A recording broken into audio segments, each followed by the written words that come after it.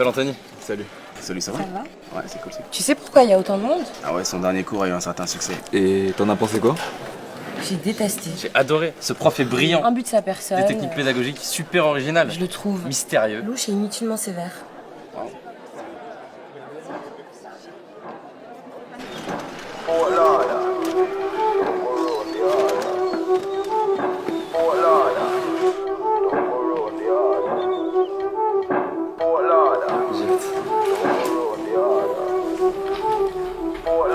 Surtout te fais pas remarquer et reste bien attentive.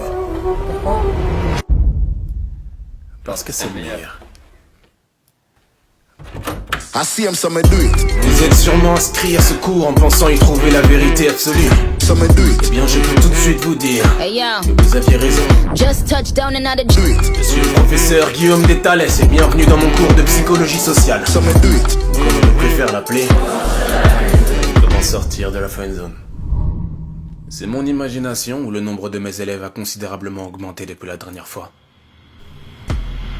Bon, commençons. Je vous rappelle que la friend zone serait un endroit psychologique dans lequel on se retrouve piégé lorsque l'on ressent des sentiments amoureux envers quelqu'un qui n'a que des sentiments amicaux à notre égard. Qu'en avons donc conclu la dernière fois? Pourquoi? Qu'il y a la seule friendzone qui existe et celle dans laquelle on se met seul en se comportant trop amicalement avec quelqu'un qui nous plaît. Et donc? Alors sortir de la friendzone consiste tout simplement à changer son comportement. Opter pour le comportement séducteur au dépend du comportement amical. En gros, ça dépend que de nous. Très bien, maintenant faites-vous plaisir et donnez-moi des signes. Des signes qui nous montrent que nous nous sommes probablement mis dans la friend zone. La voix au téléphone. La voix. Si on s'appelle le soir et je prends pas ma voix grave de m'être fatigué, c'est clairement la friendzone. Très bien. Quelqu'un d'autre? Si je réponds rapidement à son message alors qu'il a pris des heures avant de me répondre, c'est la friendzone. Pourquoi? Parce que si c'est un pote et qu'il met des heures avant de me répondre, c'est pas grave, je peux répondre vite. Par contre, si c'est un flirt, faudrait pas qu'il croie que je guette ses messages. Plutôt qu'il le sache, c'est ça? Exactement. C'est plutôt une question sur un des signes. Accélérez, accélérez. Vous voulez que les gens nous quittent avant la fin de l'histoire ou quoi? Si elle like ou commente notre dernier post Instagram, c'est bien parce Pas que... forcément, mais si elle like une photo de vous qui date de 3 ou 4 mois, c'est bon signe. Parce que là, elle veut vous montrer qu'elle a remonté votre profil. Un dernier? Mais qui l'ont doit Les deux tapes sur l'épaule. Les deux tapes. Alors, après avoir rigolé ou qu'on est en train de se dire au revoir, une fille qui est à l'aise avec un garçon aura tendance à poser sa main sur son épaule. Alors si c'est juste poser ou caresser, c'est bon signe. Par contre, si elle tapote son épaule, là, croyez-moi, c'est la friendzone. D'accord. Très bien. Écrivez le sous-chapitre comment désamorcer le processus d'amitié. Désamorcer? Un problème? Vous en parlez comme si c'était une bombe, comme si c'était mortel. Depuis quand est-ce que l'amitié est quelque chose qu'il faut redouter à tel point qu'on doive la désamorcer? Bon, vous avez l'air d'avoir perdu un ami. Vous êtes persuadé que c'est à cause de moi? Quoi, c'était votre meilleur ami? Écoutez, ce n'est pas de ma faute si votre ami C'est n'a... vous qui avez déclaré que la friendzone n'existait pas. C'est depuis vous qu'ils remettent tout en question si on a le malheur de leur envoyer un cœur bleu. Vous avez créé des monstres incapables de se contenter d'amitié. Depuis vous, dès qu'ils ont l'impression de détecter un signe d'une soi-disant friendzone, ils ont subitement envie d'en sortir. Parce que vous les avez encouragés à en avoir peur, à voir ça comme quelque chose de vexant, comme quelque chose qu'ils doivent désamorcer. Alors qu'au contraire, ce que vous n'avez pas dit, c'est que lorsque quelqu'un vous considère comme un véritable ami, vous comptez vraiment. Et bien plus qu'un énième crush comme on en croise 1 million dans une vie. Bien plus. Vous avez créé des monstres. À votre avis, combien de couples se sont formés depuis votre premier cours Comment sortir de la friendzone? Combien ont réussi à transformer leur amitié en relation amoureuse? Amitié qui durait sans doute depuis des années. Des centaines? Des milliers? Combien? Et ces nouveaux couples, on dirait quoi? 6 mois? 1 an? Grand max? Vous êtes persuadés de créer de l'amour, alors que tout ce que vous faites, c'est détruire de l'amitié. Parce que l'amour échoue bien plus facilement que l'amitié. J'ai compris ce que vous essayez de nous dire, mademoiselle. Alia. Je ne vous ai pas demandé votre nom. Eh bien, je vous l'ai donné quand même. Vous avez terminé, mademoiselle Alia?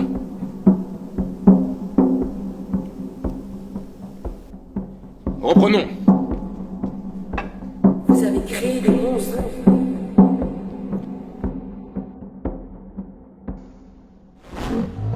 Détruire de l'amitié.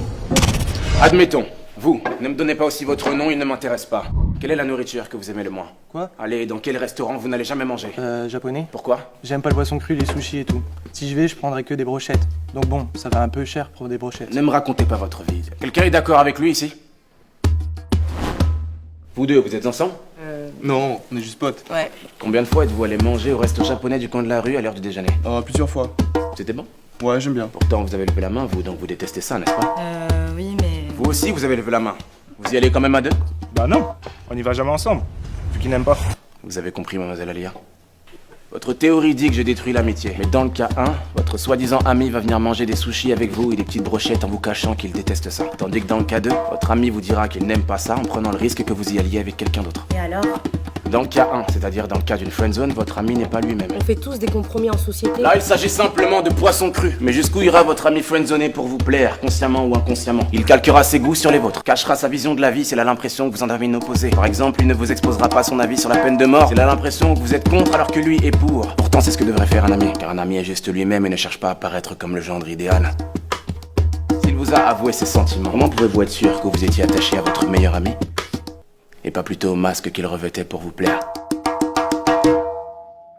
Si c'est ce genre d'amitié que j'ai détruit, y a pas mort d'homme. Reprenons. Nous allons donc voir comment désamorcer une amitié naissante en plusieurs étapes.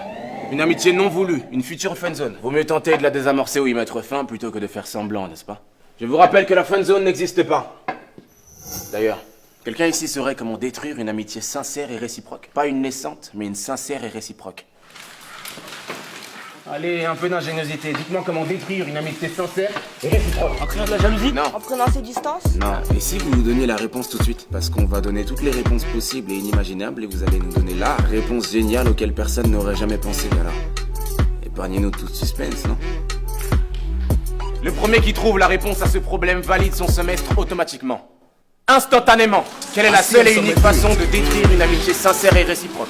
Comment on peut être sûr que vous avez la réponse? Peut-être que vous choisirez la meilleure réponse d'entre nous et vous direz que c'est celle que vous attendiez, alors que vous ne l'aviez même pas.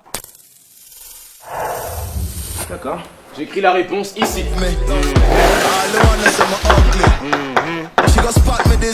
Vous avez jusqu'à la fin du cours pour la trouver.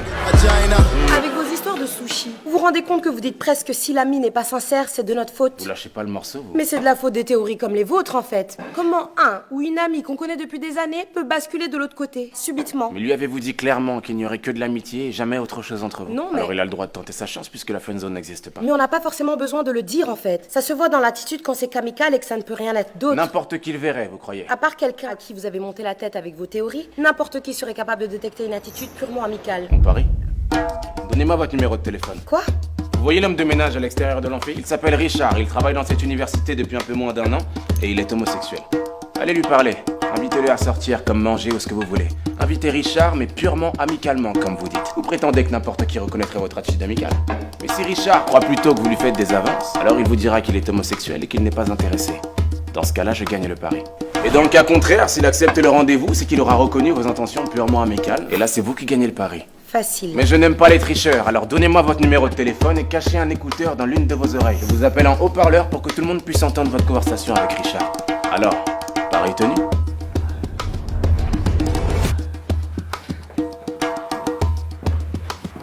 Salut. Je prends un peu l'air. Ce cours est super ennuyant. Oh, soyez un peu plus crédible.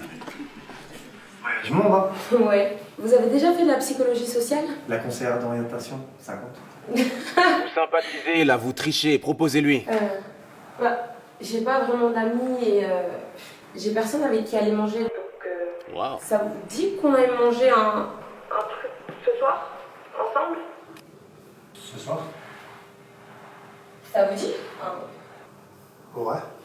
Vous acceptez? Oui. Donc, vous acceptez de venir manger un truc avec moi ce soir? Ouais. Tu me plais bien, donc... Hein? Enfin, mais, Richard, vous êtes homosexuel. Homo quoi? Mais vous êtes un menteur! J'ai gagné. Mais vous m'avez dit qu'il était gay! Si je ne vous avais pas fait croire qu'il était gay, vous... J'aurais fait autrement! Oui, vous n'auriez pas été vous-même. Là, le croyant gay, vous n'aviez aucune crainte de lui plaire, alors vous avez eu une attitude amicale tout en étant vous-même. Mais il a quand même cru que vous lui faisiez des avances, parce que chacun sa sensibilité. J'ai gagné.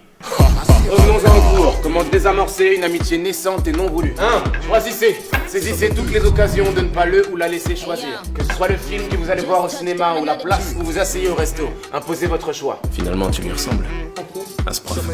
Hein, tu lâches pas l'affaire comme lui. Mieux vaut l'agacer plutôt que d'être toujours d'accord avec lui ou elle. Mais fais gaffe à pas trop le pousser à bout. Parce que je pense pas que lui supporterait de réaliser qu'il a peut-être tort. Ne soyez pas trop visiblement à l'aise. Montrez de la timidité et de la réserve. On est trop à l'aise avec un ami, pas avec un amant. 4. Soyez plutôt distant que trop présent. Ignorez-le ou là pendant 2 jours et revenez comme une fleur le 3e. Laissez l'autre revenir vers vous.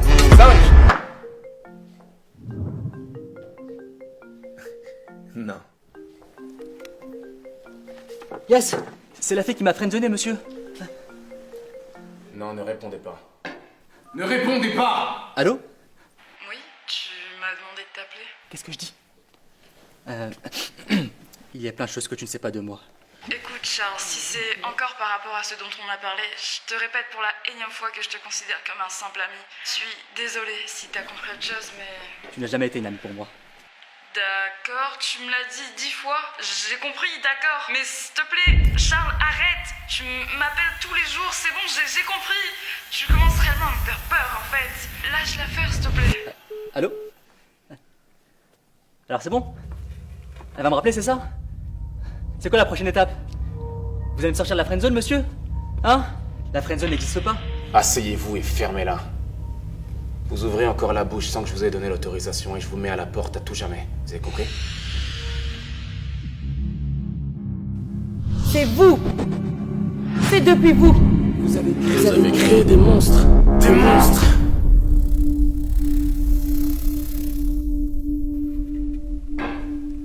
Mademoiselle Alia, je suis désolé que vous ayez coupé les ponts avec votre meilleur ami, simplement parce que mon cours l'a poussé à être sincère avec vous. Désolé qu'il vous ait menti depuis le jour de votre rencontre. Je suis désolé qu'il n'ait pas continué à ravaler ses sentiments sans vous le dire, pour que vous puissiez garder un ami fidèle, un toutou, qui va toujours de votre sens et qui vous regarde avec des yeux pleins d'étoiles pour vous permettre de faire le plein de confiance en vous et votre petite personne. Je suis désolé. Mais ne nous faites pas croire que vous ne le saviez pas. Vous faites semblant d'être remonté contre moi et mon cours, alors que vous n'arrivez simplement pas à avaler le fait qu'il vous estimait bel et bien comme un énième crush, comme on en croise 1 million dans sa vie. Il était votre meilleur ami. Mais vous n'êtes visiblement pas assez bien pour être la sienne. Faites avec.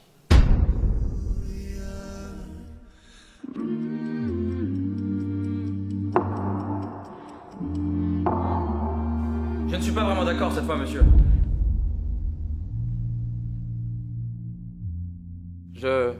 Enfin, peut-être que son meilleur ami la considérait vraiment comme son ami, sincèrement. Ah, c'est donc lui ton ex-meilleur ami. Mais que suite à votre cours, qui était génial, peut-être qu'il s'est dit que s'ils s'entendaient si bien, peut-être que ce serait du gâchis de ne pas tenter de se mettre ensemble.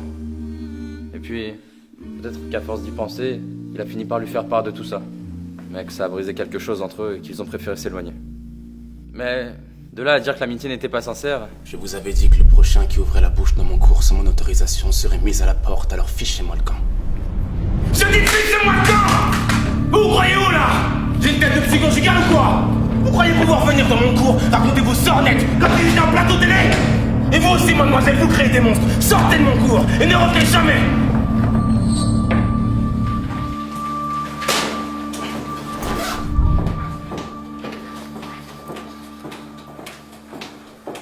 Ce prof est complètement malade. Je te dirais pas que je te l'avais dit. Tu changeras jamais, toi. Est-ce que tu penses qu'on devrait... Doucement, n'allez pas trop vite. Vous avez suivi mon cours, n'est-ce pas? Et vous aussi, mademoiselle, vous créez des monstres. Sortez de mon cours. Désolé qu'il vous ait menti depuis le jour de votre rencontre, toutou. Mais vous n'êtes visiblement pas assez bien pour être la sienne. Je ne suis pas vraiment d'accord cette fois, monsieur. Trouvez-moi, c'était votre meilleur ami. Et vous aussi, mademoiselle, vous créez des monstres. Sortez de mon cours et ne revenez jamais. Quoi? Non, rien. Vous savez alors comment désamorcer une amitié. Si vous voulez la réamorcer, faites l'inverse. Hein? Choisissez. Faites l'inverse, laissez-le choisir. Du moins, faites-lui croire que c'est lui qui choisit sa situation. Si tu m'avais dit ce que tu pensais comme tu l'as dit tout à l'heure, j'aurais peut-être mieux compris. Étape 2. Mieux vaut l'agacer que d'être toujours d'accord avec lui ou elle. Faites l'inverse. T'as raison. Soyez pas trop visiblement à l'aise, montrez de la timidité et de la réserve. Le contraire, détendez-vous. 4. Soyez plutôt distant que trop présent. Anthony? Ouais.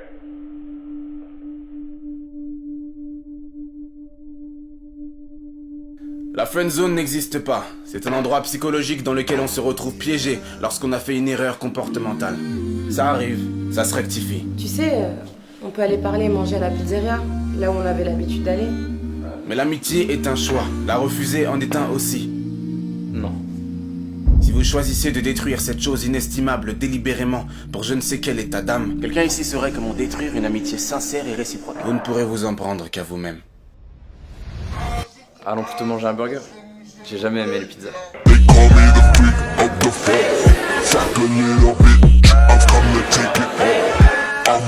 tapes sur l'épaule.